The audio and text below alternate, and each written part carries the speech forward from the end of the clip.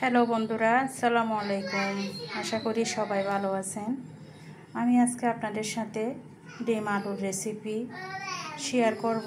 বাচ্চারা খুবই পছন্দ করে এই রেসিপি খেতে। যখন কোনো কিছু করতে ইচ্ছে করে না, বাচ্চারা কিছু খেতে চায় না, তখন আমি খুব সহজেই আলু এবং ডিম সিদ্ধ করে এই রেসিপিটি তৈরি করে থাকি। খুব শর্টকাট, খেতে অনেক সুস্বাদু হয়। তাহলে বন্ধুরা, আমি আর দেরি না করে সরাসরি রেসিপি তৈরির দিকে চলে যাব। আমি এখানে 4টি ডিম সিদ্ধ করে নিয়েছি আর ছোট সাইজের 2টি আলু সিদ্ধ করে নিয়েছি। দেখতে পাচ্ছেন, একটি কড়াই চুলায় দিলাম, সেখানে আমি পরিমাণ মতো সরিষার তেল দিলাম।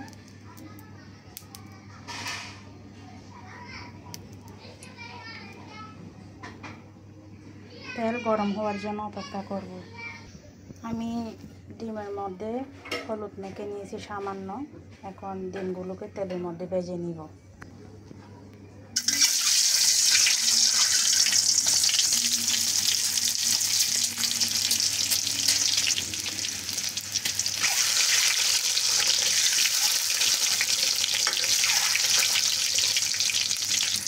ডিম ভাজা হয়ে গেছে।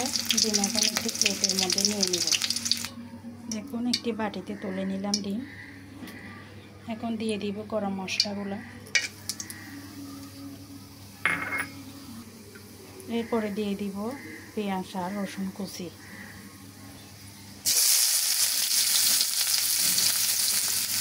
ভালোভাবে নেড়ে চেড়ে ভেজে নিতে হবে।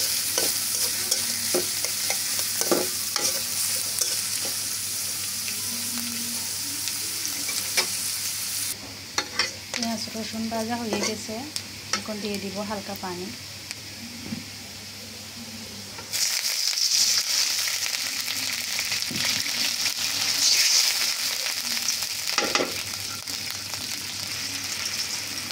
হালকা হলুদের পাউডার দিলাম, জিরার গুঁড়া, ধনিয়ার গুঁড়া, মরিচের পাউডার দিলাম 1 চামচ।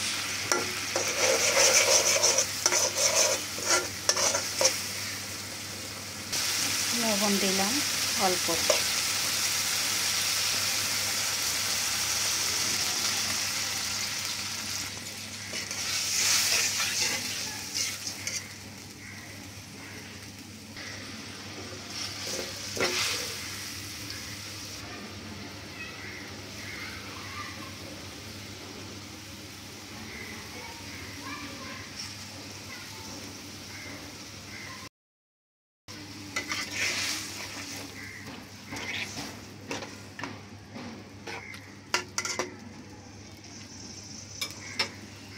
এবার সিদ্ধ করে নিব।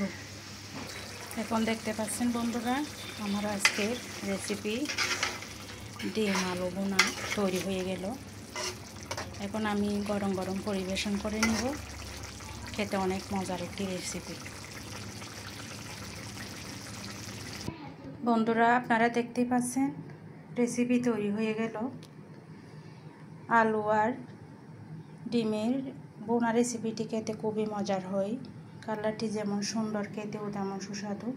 আপনারাও চাইলে এভাবে শর্টকাট রেসিপি তৈরি করে খেতে পারেন। খাবারের ভিন্নতা আসে এবং স্বাদের মধ্যেও ভিন্নতা আসে। সবাই ভালো থাকবেন। আজকের মতো এখানে সমাপ্তি করছি। আল্লাহ হাফেজ।